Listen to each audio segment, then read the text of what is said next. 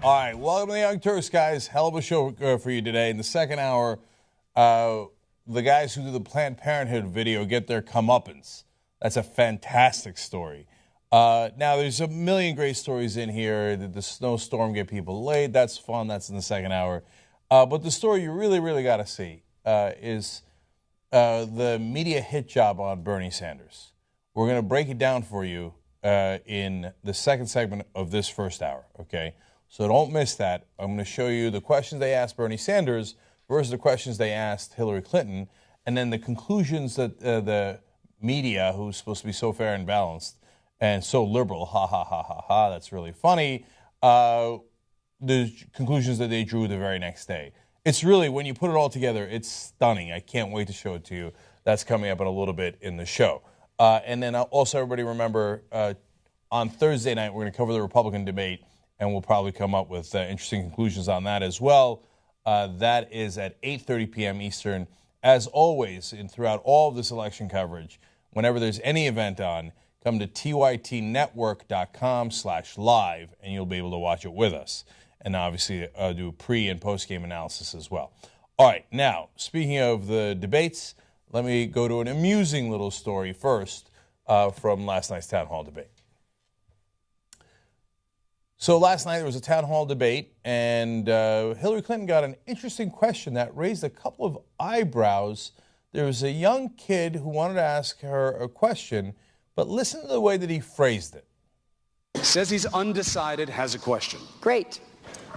Secretary Clinton, It's sorry. okay. I can see why they gave you this question. I just wanted to know which of our previous presidents has inspired you most and why. Oops. Wait. What do you mean they gave you this question? The whole point of the town hall is, oh, golly gee, here's some regular folks from Iowa. They're undecided. Well, go ahead, Brett. What's your question? Well, no, your question was this, and this is why they gave it to you. So let me go ahead and try to remember what it was and who I'm asking it to. Scandal drums. Now, we're not the only one to notice this. Twitter goes nuts. Excuse me. All right, let me show you Twitter going nuts. Here we go. Richard Grinnell. Oops. I can see why they gave you this question, says a young man asking a question. Was he handed this question? Is CNN scripting this? Okay, good question. Jose Flores says, kid just stood up and said, I can see why they gave you this question. Seems legit. And then we go to Iowa starting line. They say, again, quoting the kid, I can see why they gave you this question. Did that young man just admit CNN wrote all these questions? Drums! Okay, Andrew Coates says, quotes the kid again and says, audience member to Hillary Clinton, so every question is staged by CNN. Now, we're not done yet with the drama. It turns out that it might not be CNN who's planting the questions. Now, on two different instances, Hillary Clinton has been charged with planting questions in the past, and some of that turned out to be true. So there was a Facebook question that was planted in 2015. Oh, they were just having fun by having someone ask a question that she really wanted to answer. And back in 2007, when she was running as Barack Obama, there were charges that at that point there was a planted question by a 19-year-old on climate change. Oh, starting off really strong with a cough. I'm sorry, was that an opportunity to show you my TYT mug? Not really. ShopTYT.com. I didn't have a cough all day long. I don't know what happened. They gave me these nice new TYT mugs. All of a sudden, I have a cough. Is it a conspiracy? Okay. Now, if Hillary is in fact planting the questions, would she be ready with an answer? And would it be a really good one? Now, remember, this is a pretty tough question if you just got it right in the beginning. I mean, obviously, she had a husband who was president. She served under President Obama, who she's been praising throughout the primaries to get votes. Which way is she going to go? Well, let's listen to the full answer. You can only pick one. One you can pick. Sorry, let me jump your question. You know what? One president. Right. One. Okay. Just one. Okay. Sorry, President Obama. Sorry, Bill. Abraham Lincoln. Oh. Abraham Lincoln. You know, wow. When I think about his challenges, they pale in comparison to anything we have faced or can imagine. You know, more Americans died in the Civil War than, you know, the wars of the 20th century put together. So here was a man who was a real politician. I mean, he was a great statesman, but he also understood politics. And he had to work to put together, you know, the support he needed to be able to hold the country together during the war. And while he was prosecuting that war to keep the Union together, he was building America, which I find just an astonishing part of his legacy. Man, that was a hell of an answer. As we were covering that live on tytnetwork.com/live, I thought, wow, that's a great answer right off the top of her head. Perhaps not off the top of her head. Okay, now finally we give you Brett, the kid who actually asked the question. He tweeted out his explanation of what happened. Thanks everyone for the love. For those wondering, it was my own question that I previously submitted directed to any candidate. So which one was it? Did Hillary Clinton plant it? Did CNN plant it? Or was it an honest mistake? I have a conclusion. I have a conclusion. It's going to need a gavel. Not a plant. You are not the father. Okay. So, look, if she planted it, why would he say they gave you this question? So the only person who could have really planted it, if it's going to make any logical sense, is CNN. Now, does CNN curate the questions? Undoubtedly. And we talked about it in the beginning of the live coverage where we explained that to people. It's not like they let people walk off the street and be like, hey, Bob, what's your question? Oh, you're going to wash my socks, Senator Sanders? Like, the people ask crazy questions if you let them. So these guys come up with their questions, and then CNN puts it in some sort of rough order. So in that sense, they've edited the questions in that way already. But the reason I believe that it wasn't planted is because Brett actually has a great explanation, and I don't think he has a reason to cover up for CNN what they're all covering up for CNN. It's conceivable, but not likely. And his explanation is, look, I submitted a question that could have gone to any of the presidential candidates. So that's why I was like, oh, Senator Sanders, I mean Clinton, and I can see why they directed this question to you, meaning they said, okay, that's a good question. You'll be asking Senator Clinton that question, right? So in that sense, if you want to call it a plant, the CNN editor or producer was like, ooh, that question would definitely be better for Hillary Clinton given her situation. But overall, I think it was genuinely his question. And I don't think she had a heads up. And so that was a hell of an answer off the top of her head. Nicely done. Okay. JR, am I being too naive? No, but I just think in general also the main reason, another reason why it didn't necessarily seem to be planted is also that it's not like it did much for her. If you're going to plant one for her, it'd be something better, something that makes her look better, which happened later we'll get to, about how much Obama loves her and how much she's the best. All that, you would think it would lead to that instead of just going, oh, Lincoln. Like, anybody's going to have a problem with that. So yeah, you would think you would plant something to make a bigger splash. Yeah. So, look, if you're going to get upset about CNN planting questions, first of all, through the curation process, they planted all the questions in a matter of speaking. So the first question of Bernie Sanders was, tell us about why you're a socialist, right? But they also didn't need to plant questions because Chris Cuomo got to ask a bunch of questions, and he asked super tough ones to Bernie Sanders and super soft ones to Hillary Clinton. Those were all planted because it's CNN asking the questions. So I don't think they need to do any extra planting by writing out the questions to the town hall participants. All that's going to do is get them in trouble. So in the end, I think this is just a needless conspiracy theory. The conspiracy is actually wide out in the open. CNN's bias towards Hillary Clinton is overwhelming. Check out our video on that to see what I'm talking about, which is coming up later in this program. Okay.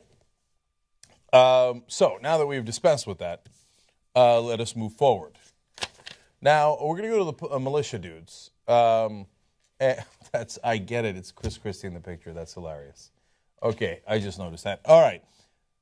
Now, the militia folks make me very angry up in Oregon. The fact that they're still there 3 weeks later is insanity.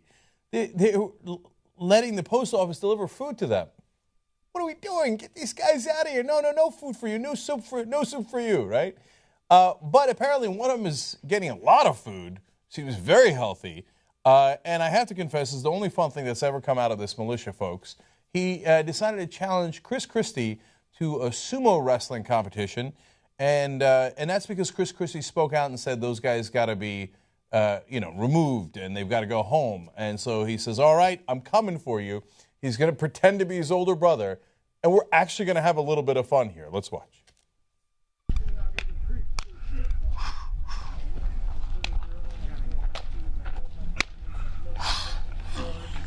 Hi, my name is Kelly, and I have a message for my younger brother, Christie. Governor Christie, how long's it been since you've seen your older brother, Kelly? Yeah, I know Mom gave us both girl names, but I want to see who the real sissy is. Because you got up in front of the cameras the other day, and you talked about how you'd like to see the strong arm of the law disperse these good folks in Oregon. You know what I want to see? I want to see you come over here and disperse me, your older brother, in the dojo. Woohoo, little Christie! Remember we used to call you that all the time? Remember we used to call you little Christie? Hey, remember all those times I'd throw you in the sleeping bag and roll you down the stairs? Good times. And, we both have about pretty much the same body frame. You might be a little bigger. So bring that big old belly over here and let's slap bellies. I'm talking about 10 bouts. Now, you win 1 out of those 10. Me and these other good sumo constitutional folk, I'm going to make them sumo wrestlers soon. All these good constitutional folk will disperse. But if I win all 10, I get to roll you down the stairs in that sleeping bag again. Woohoo, little Christie! Going to war on the shore, little Christie and his big brother Kelly. We all know Mom loved me more. But doesn't that make you mad? Don't you want to come over here and get even? And I want you to throw a diaper on again, and let's go to war over Mama's love. But most importantly, let's go to war over who's right. Let's go to war over the Constitution and for Mama's love. Woohoo! Come on, little Christie! Whoa! That was actually a little scary at that. The guy looks like he knows how to actually sumo wrestle. Who would have thought that among the militia members in that federal building that they've seized, that there is like what appears to be an Irish sumo wrestler? I would not have guessed that, not in a million years. There's some chance that they're all incredibly drunk. Now, the flip side is if you were stuck in that ranch with those other guys for 3 weeks, you might be hammered too. I don't know where they're getting all the alcohol. And they've done a lot of obnoxious things, and it drives me crazy that they have not yet been removed. On the other hand, who wants to remove that guy? His full name is Kelly Knighting, and it's going to take a crane to move him. But at least he's the only one of the bunch so far that I've seen that has any sense of humor and has shown any decent humanity. I mean, remember they got the bag of dicks sent to them, and they were so mad, and they kept grabbing the cocks and being like, "What is this? Why are you sending this to us?" "Oh, yeah, we're going to sell it on eBay." That was not the proper sense of humor, if you ask me, although it was unintentionally hilarious. This was nicely done. Am I not merciful? I always call it like I see it, even though I can't stand the guys. Score 1 for the sumo wrestler here. Okay. Now, I'm going to go to an unfortunate story from the militia folks. Now, you know that the militia up in Oregon has seized the federal building. They've been there for 3 weeks. They're fully armed. They've threatened violence against anyone who's going to remove them for some insane reason. They still have power in that building, and they still get food delivered to them. You want to talk about white privilege. Yeah, Muslims take over a federal building, and federal authorities are like, "Oh, can we get soup for you guys? Oh, would you like beef jerky? Sure, post office. Come on in, guys. Give them all the food and beer that they need." Though the Muslim radicals probably wouldn't want the beer. These guys seem loaded at all times. Now, here's a guy who has not yet gone to the ranch, but is on his way. He's a 54-year-old Oregon man, and he's allegedly planning to join the militia. We know that because he says it in the tape you're about to see.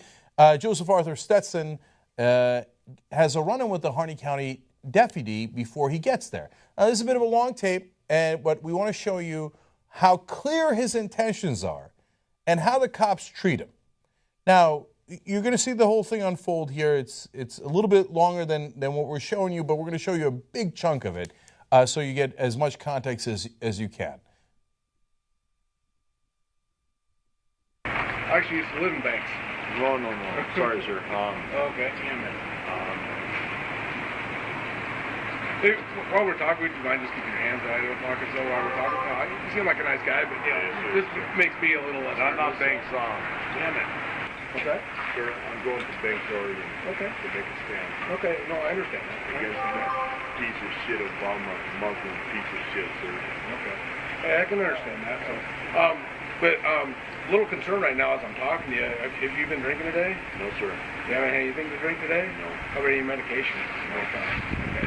Do you take medication? I don't. Okay. So what were you planning on doing though when you? I'm just gonna go out there and just protect the boundaries. Okay. I'm gonna be the personal guard.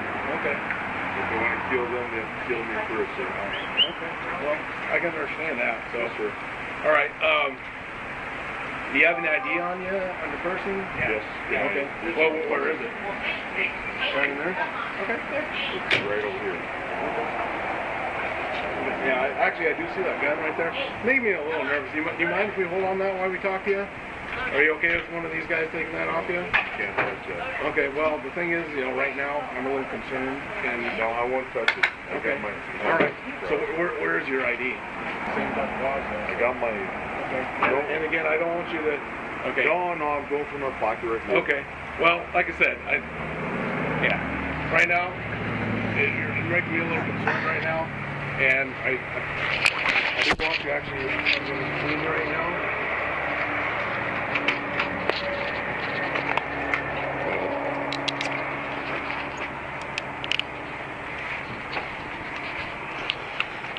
I will kill all of you. No, You don't believe me?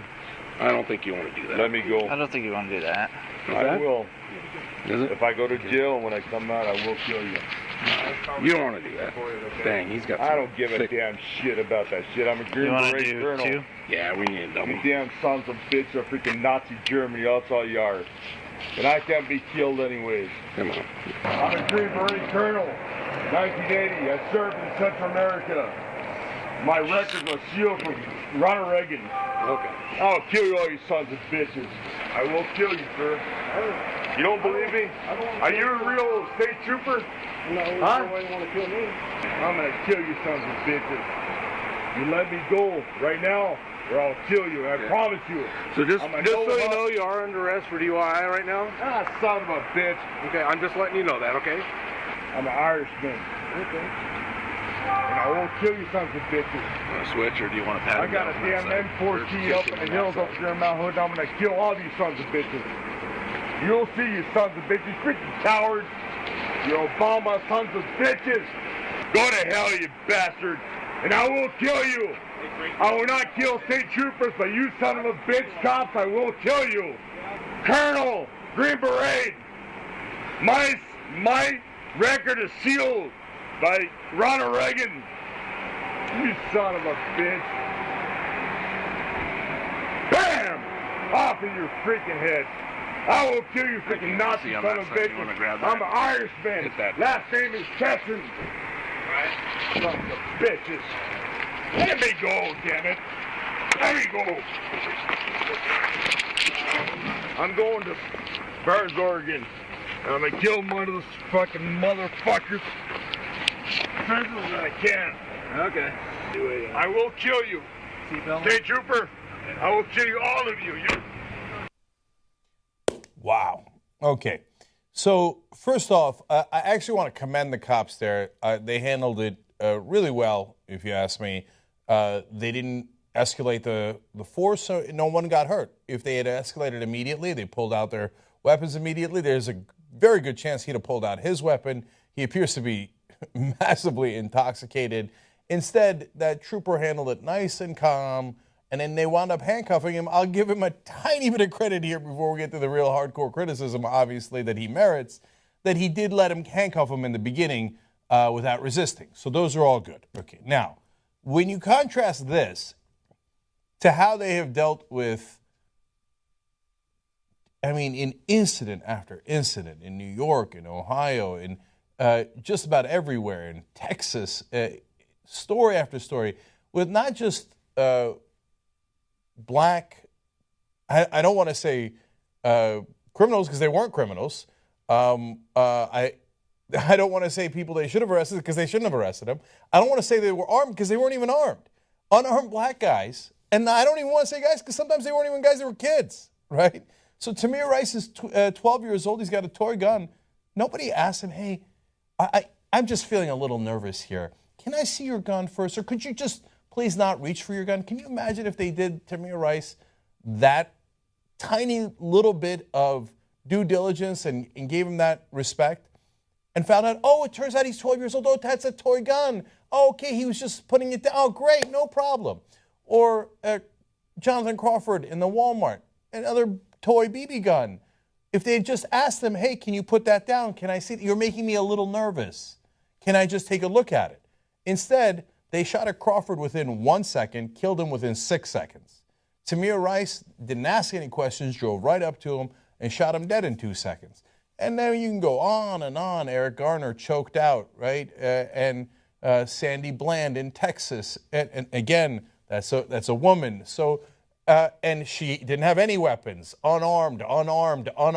It doesn't matter. They're all dead because they didn't have white privilege. If you're a militiaman who says, I'm going to kill all of you, well, I can understand that. Because remember, he said at one point, if anybody wants to kill them, I'm going up to join them. If anybody wants to kill them, they have to kill me first.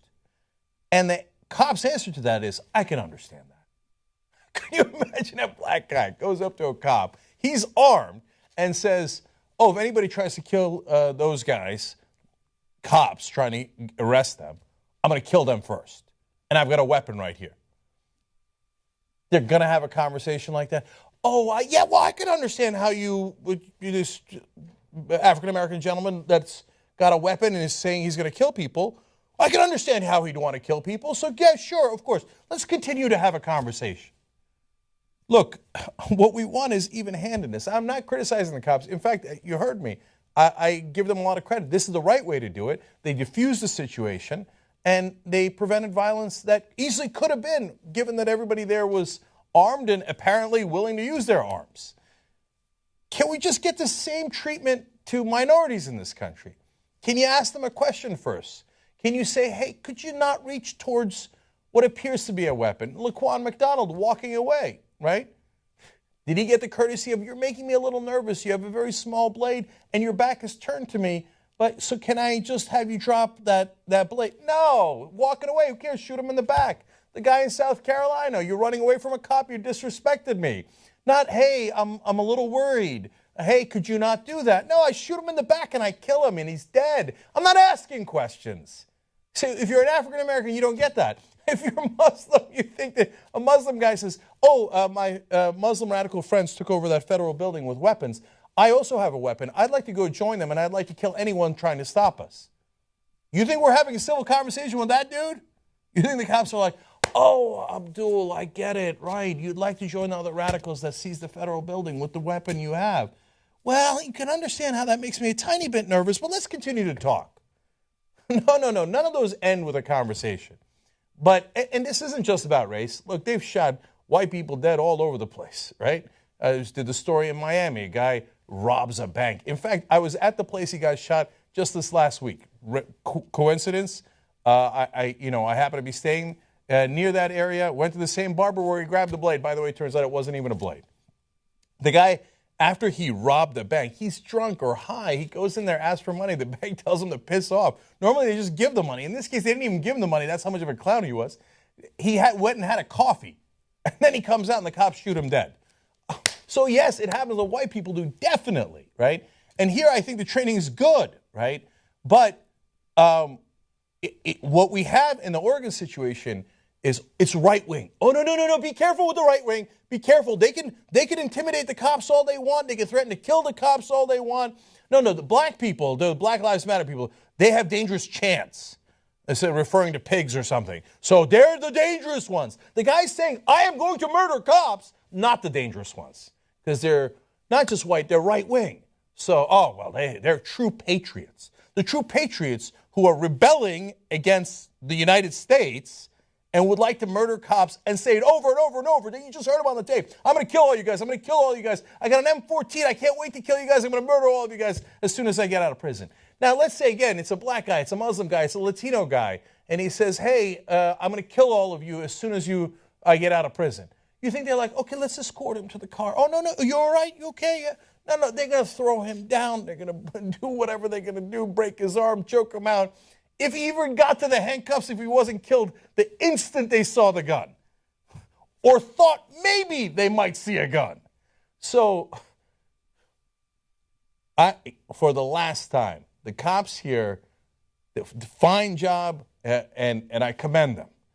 I just want the same treatment for actual citizens of this country who are not armed, who are not posing a threat, who are not threatening the cops, who just happen to be minorities, not right-wing, for some reason have displeased the authorities by their very existence. These guys get all the breaks, all the breaks. Can the rest of us citizens also get breaks when we don't even have bad intentions? These guys have told you they have bad intentions. They get all the breaks anyway. It's not too much to ask for the same treatment that you're giving to traitors who say they'd like to murder U.S. officials. Not too much to ask. Okay, when we come back, a hit job of a different sort. What the media did to Bernie Sanders last night. CNN began it, but everybody else piled on. Wow, what a hit job. I can't wait to show that to you. Come right back. I'll tell you all about it. All right, back on the Young Turks. I've got a lot of tweets for you guys. I also have the polls from yesterday. Just want to read you a couple of the polls that I liked. Would you have weed at your wedding? 64% said yes. 36% said no. Really? 64% of you are going to have weed at your wedding? I mean, theoretically would. Okay. And what do you like better, pot or alcohol? 66% pot, 34% alcohol. So pot is super freaking popular, man, at least among our audience. Okay, I'll get to the rest later. So John Blackman writes in, well, and John wrote this, by the way, before I did the anatomy of a media hit job, right, when I was talking about the possibly planted question. He said, well, Chris Cuomo certainly scripted his questions based on evil Bernie versus good Queen Clinton. So that is certainly true, as we proved later in the program. Kaylee Douglas says the whole forum felt like a panic to help Clinton's numbers out. Okay? I hear you, but, and I'm glad you reminded me, I forgot to come back to this. I think it backfired. So now I know most people aren't going to see the forum. They're not going to even read the articles. Like I said, they're just going to read the headlines. Oh, Bernie's going to raise your taxes, et cetera, right? And I know that works to some degree. And so it's a mixed bag. But certainly for anybody who watched the forum, when he explains why he's going to raise taxes on Wall Street, like Hillary bragging that she's not going to do likewise doesn't really work. Right. You know, and John made a really good point about how she kept attacking him like, oh, he's going to go for single-payer health care. That's totally unrealistic. You know, you can't all get health care like that. She saw her advantage in health care, which was this super rough, 15 to 20 points, flip over to his advantage, 15 to 20 points after her attacks. Wow. Okay? So this whole idea of attacking Bernie Sanders on he's going to raise taxes on the rich, be careful what you wish for. I think Democratic primary voters might look at that and go, thanks God, about time. Yeah. Right? So, yeah, it might have been that effort, but it might backfire. All right, Smooth says about the militia guy who was yelling at the cops that he was going to kill him. This guy better go to prison for at least 10 years with these threats. Give him justice. Diamondback says, only thing that makes him not lying in a pool of his own blood is the color of his skin. And Ray for Madness says, waiting for Fox News segment on how white rednecks have declared a war on cops. Crickets. I think I have crickets. I could do that for you. You remember how Fox News, they want to protect the cops. They want to protect the cops, except if the armed individuals are whites who are against the government. Yeah, I mean, if you're a right-wing white dude, then threaten to kill the cops all day long. Bravo! Bravo! That's a patriot. Okay, finally, Marcos Granger says about Bernie Sanders, or quotes Bernie Sanders, I'm not going to stop the wheel. I'm going to break the wheel. All right. That's actually quoting, of course, Daenerys. And he calls Bernie the dragon. Perhaps that's why the ruling class is a little afraid of him. Yeah. All right, let's move forward. We got a great second hour for you guys. All right. Let's move on to the news. All right. The Mizzou communications professor who tried to stop reporters from covering student protests has been charged with assault. In fact, she's been charged with third-degree assault. Let me give you the details on that. Now, Melissa Click is the professor's name, and Click was shown blocking reporters from a public space at the school's campus. Students who had gathered following the resignation of the university's president over racial tensions at the school declared the area a media-free safe space. So that's the reason why she wanted to get rid of the journalists that were there. Mm-hmm. Now, it's public land. This is a public university, and she wasn't supposed to be doing that. But she has been charged with third-degree assault because of what you're about to see in the video. So for those of you who didn't see it or forgot what happened, take a look. No, you need to get out. You need to get out. No, I don't. You need to get out. I actually don't. All right. Hey, who wants to help me get this reporter out of here? I need some muscle over here. Help me get him out. Who's going to help me? Are you documenting? What are you doing? I'm documenting. Okay, well, you need to get out. You need to get out. This is public property. And I know that's a really good one. I'm a communication faculty, and I really get that argument. But you need to go. You need to go. You need to go. Sir, please respect these people's wishes. I think it's very simple. I didn't see you respecting that reporter. do you want us to walk you out? Now, after that happened, she resigned from her position as a professor. The administrators were going to have a vote as to whether or not to fire her, and she resigned before that vote even happened. And she did release an apology and said, I regret the language and strategies I used and sincerely apologize to the MU campus community and journalists at large for my behavior and also for the way my actions have shifted attention away from the students' campaign for justice. Okay, so the whole thing was unfortunate, to say the least. The whole safe space stuff, honestly, it irritates me. I'm in the camp of freedom of speech and freedom of the press. Certainly freedom of the press in this case.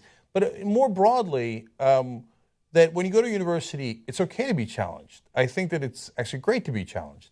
Now, some people in Missouri were not getting challenged. They were getting harassed with racial slurs. So that is not okay. And the community and the university should stand up for you. But that doesn't mean that you need a safe space where no one else can enter, right? To me, those are two enormously different things, right? And when you're a communications professor, and she was here as a courtesy appointment, and so before they got to fire her, she stepped aside from that, right? You got to know better than that. And so now in this case, is a third-degree assault warranted? Well, she did touch his camera. Yeah. And she did, hold on, and she did come in and say, I need some muscle over here, right? So all that is deeply troubling.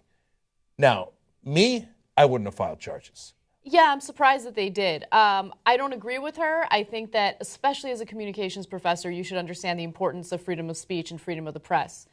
But assault is a serious charge, right? Assault, has this connotation of actually physically harming someone or attempting to physically harm someone. She tried to get rid of the camera. She shouldn't have put her hands on anyone, but I don't know if this really qualifies as assault. Maybe it's not for us to judge. Maybe this is something that, she'll deal with in court and they'll make a decision. No.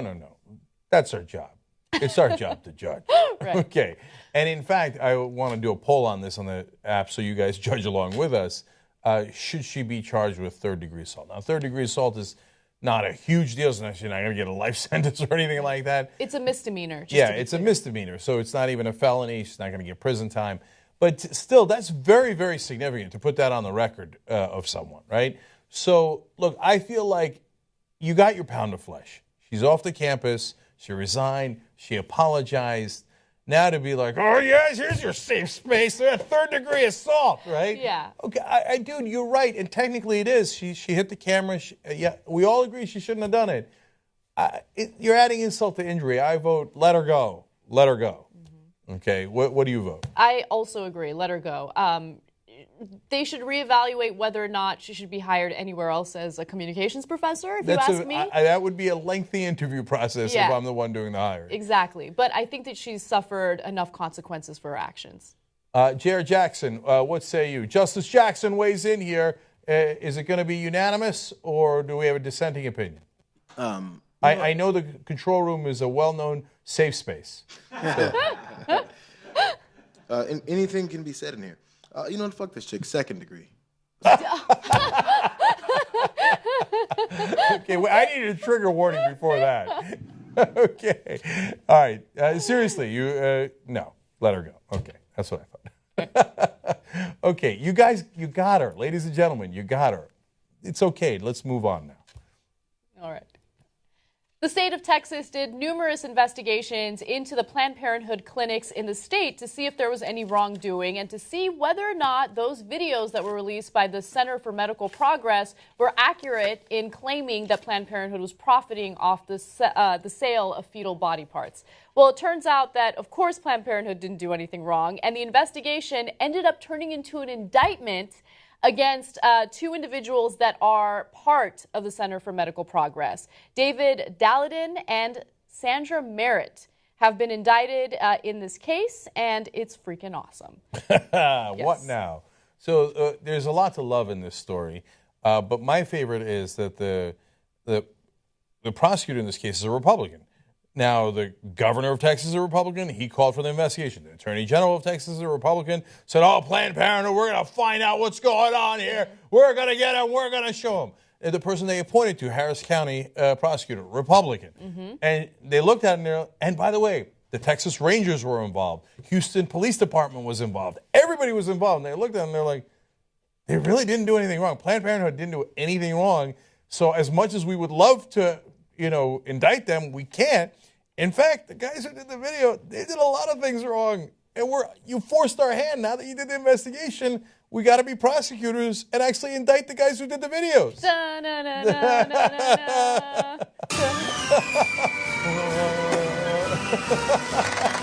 I'm so excited about this. This is awesome. Now, by the way, they might face further lawsuits because of the fact that they are facing a lawsuit by Planned Parenthood because they lied about their tax-exempt status. So they might face some consequences as a result of that. But let me give you the details about the indictment in Texas. Now, after a lengthy and thorough investigation by the Harris County District Attorney's Office, the Texas Rangers, and the Houston Police Department, a Harris County grand jury took no action Monday against Planned Parenthood Gulf Coast. David Daladin and Sandra Merritt have been indicted by the grand jury for tampering with governmental record. Daladin, founder of the Center for Medical Progress that released the videos, was also charged with violating a prohibition on the purchase and sale of human organs, a misdemeanor. So, look, the governmental records one they're in trouble on, and they're lied about everything, and so they've got issues there. The great irony, though, is after the prosecutors looked into it, they're like, Planned Parenthood really isn't selling the organs, but on tape, you tried to sell and buy the organs, and that's a crime. Yeah. So thanks for turning over the tape. You're kind of under arrest. So, of course, the right wing is livid over this. They're like, no, but we were trying to catch them selling the organs. But they weren't, and your videotape proved it. No. The only one trying to do it was you. So Fox's Judge Andrew Napolitano is furious because he believes that since these individuals who indicted these assholes are Republicans, right, then this is outrageous. You can't have Republicans indicting Republicans. That was literally his argument. Let me give it to you. Napolitano told Fox and Friends host Steve Doocy that the indictment was a political hit job on the people doing the investigating.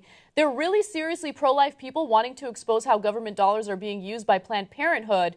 The tapes come out, there's a big uproar. And then he goes on to say that it's crazy because the Texas district attorney is a Republican. How can a Republican indict Republicans? Or conservatives, specifically? No, it's amazing because he's their legal expert. Now, he doesn't talk about the law. What he comes on and says is, well, we hired this Republican to do this, political hit job, and why didn't she do it? That's outrageous. Well, but because she cares about the law, right? Amazing. And he says, how How could she do this? Quote, they're using your tax dollars to kill babies and sell their body parts. But they're not. But they just proved that they weren't. Right? They looked into it, did a whole investigation, all those different governmental organizations in Texas, all led by Republicans. And they said they weren't selling the body parts. But he comes on Fox News and says the opposite anyway. I know, Cenk, but here's the question. Are you a legal expert or is Judge Napolitano a legal He says expert? judge right in front of his last name. He must be the expert. According to Napolitano, the outcome should have been a nearly automatic indictment against Planned Parenthood because both the fiercely pro-life Lieutenant Governor Dan Patrick and the district attorney were Republicans. It's absurd. It's absurd. That's not how you indict people. You don't indict people based on their political ideology. There's so many parts of this that I love. Napolitano also said, like, when you go to indict someone, it's so easy to do it. I can't believe they couldn't indict the guys who we wanted them to indict, Planned Parenthood. That's funny, Judge Napolitano. When all those prosecutors went in to indict the cops who shot unarmed black men and just couldn't come out with an indictment, you defended them and said, oh, well, sometimes you just can't get the indictment. Golly gee, what are you going to do? All those black guys are dead, but nobody's ever going to be charged. Hey, sometimes that's the way the grand jury falls. You got to trust the grand jury system. You got to trust it. Now the grand jury system gives him an outcome he doesn't like. Oh, goddamn grand jury system. How could they not have indicted the guys I wanted? Oh, isn't that convenient? But the ending is my favorite part. So he admits at the end, quote, none of us who are commenting on it, the indictment, in fairness to these prosecutors, none of us have seen it. Oh, my God. Wait a minute. You telling me you didn't see the indictment? And you're telling me how the indictment was unacceptable? And you're the legal expert for Fox News? Well, Steve Ducey, because he's a goofball, comes in and goes, but ultimately your gut tells you what? Forget it. What does your gut tell you? And Napolitano declares, a political hit job. This is their legal expert. I haven't seen the indictment. I don't care about the indictment. But my gut, as a legal expert, tells me it was a political hit job against Republicans by Republicans? That's incredible. Anyway, we got him. Ladies and gentlemen, we got him.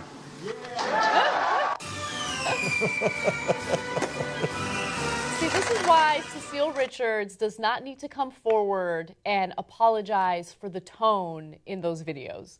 Again, Planned Parenthood did nothing wrong. Never apologize to Republicans. Don't. Just don't. All they'll do is use it against you. Exactly. Okay, right. That was awesome. You know what? We have more good news. So let's get to that. President Barack Obama released an op-ed in the Washington Post where he states that he will take action against solitary confinement for juveniles. In fact, he plans on banning it for juveniles. Now, he writes that there are as many as 100,000 people held in solitary confinement in U.S. prisons, including juveniles and people with mental illnesses. As many as 25,000 inmates are serving months, even years of their sentences alone in a tiny cell with almost no human contact.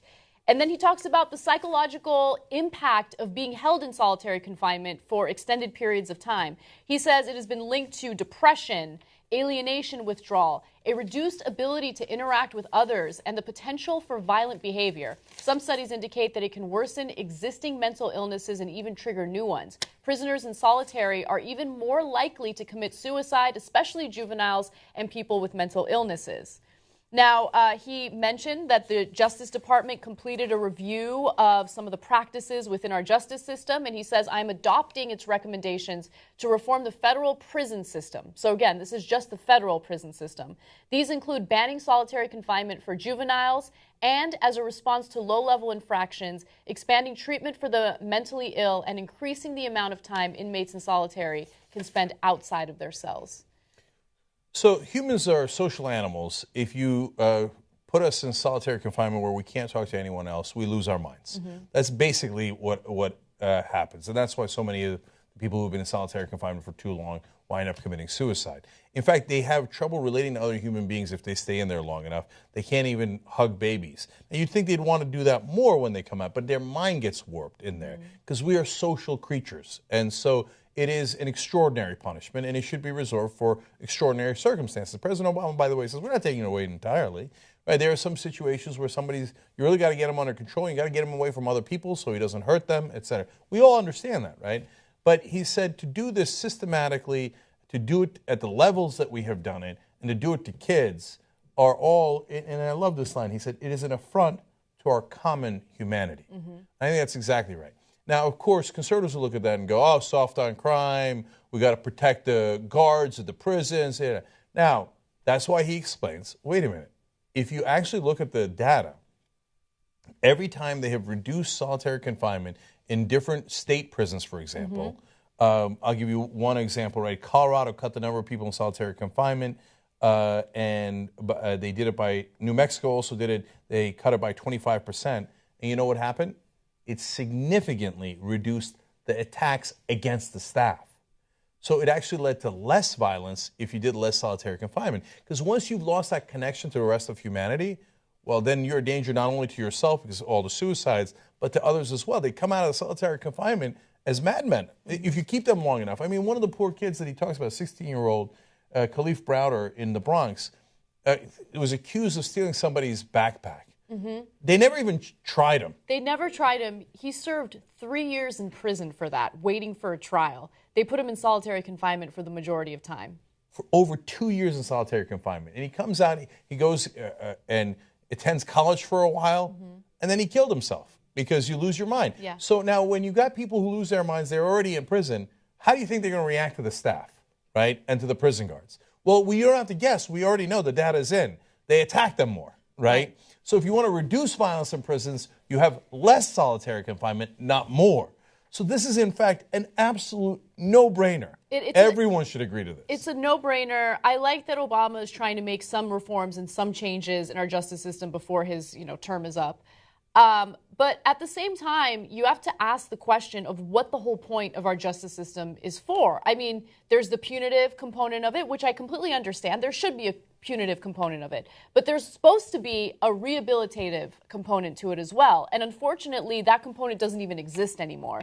And so when you have prisoners like Chelsea Manning who get threatened with solitary confinement because they have the magazine with, Caitlyn Jenner's cover on it, well, then you have to ask, why do we have solitary confinement? Is it for violent criminals that pose a threat to other inmates? Or is it just a way of, punishing anyone who does anything that you disagree with while they're behind bars? And look, that's also a no-brainer because Chelsea Manning isn't threatening anyone in that particular case. We know that. That's a fact, right? She wasn't threatening any of the other inmates or the guards. She just violated the rules, right? So now if you say, well, there should be a punitive aspect of it, and I don't like that she revealed government secrets and yada, yada. But the punitive aspect is her prison sentence. You're already punishing her. So then to say, oh, no, we're just going to throw her in solitary confinement for the smallest infractions, well, then you've set up an inhumane system. I would argue that it even violates the Eighth Amendment against cruel and inhuman punishment, right? And so that's what we have here. It's way past time. Now, I'm going to be a little unfair to President Obama. So it turns out he could have done this all along. Like with about a year left in his term, he's like, oh, yeah, it turns out I could do this with executive order. Okay, there's a lot of pressure. And by the way, now the pressure is a little bipartisan. A lot of Republicans have come around to this. So finally, now that the Republicans agree, President Obama finally goes, oh, yeah, I guess I could have done this anytime I wanted. Sure, right? It is frustrating, especially when you read his op-ed and you get to the part where he talks about low-level drug offenders.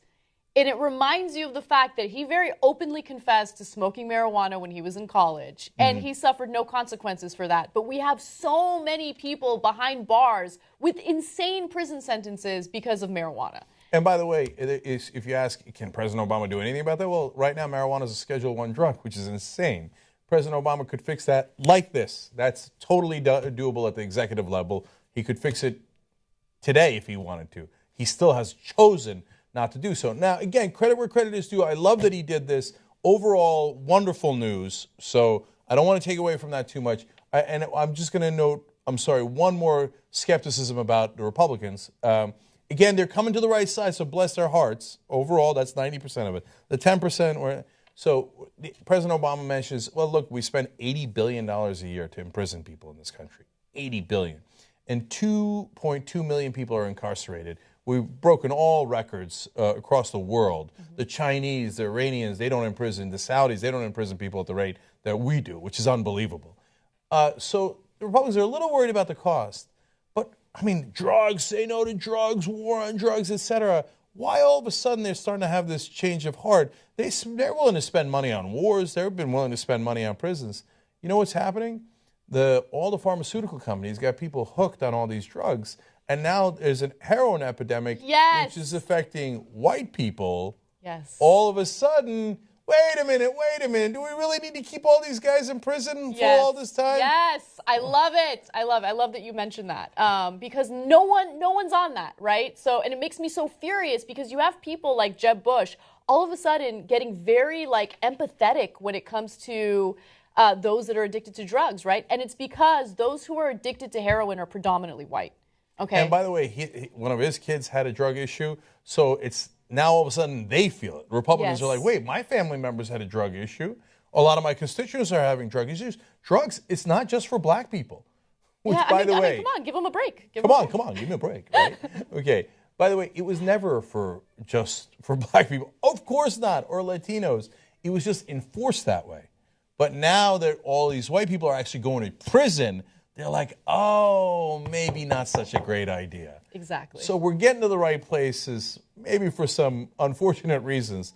But hey, in the end, I'll take it. Let's take a break. When we come back, a rapper believes the earth is flat. We'll tell you who it is.